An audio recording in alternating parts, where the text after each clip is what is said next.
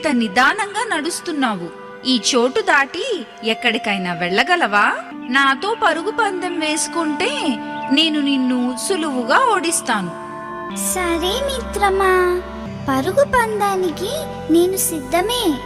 కోతిని న్యాయ నిర్ణేతగా ఎంచుకున్నారు. పందెం మొదలవగానే కుందేలు తుర్రుమని పరిగెత్తడం మొదలుపెట్టింది. తాబేలు నిదానంగా నడవసాగింది. కొంచెం దూరం పరిగెత్తాక కుందేలు వెనక్కి తిరిగి చూస్తే తాబేలు ఎక్కడా కనిపించలేదు. ఒక చెట్టు కింద నీడలో హాయిగా కళ్ళు మూసుకొని నిద్రపోయింది కుందేలు. కొంతసేపటికి తాబేలు నిదానంగా నడుచుకుంటూ ముగింపు గీత దగ్గరికి చేరుకుంది. కుందేలుకు మెలకు వచ్చింది. వేగంగా పరిగెత్తింది. తాబేలు గీత దాటేసి పోటీ నెగ్గేసింది. ఇప్పుడు గర్వాన్ని పెంచుకోకూడదు.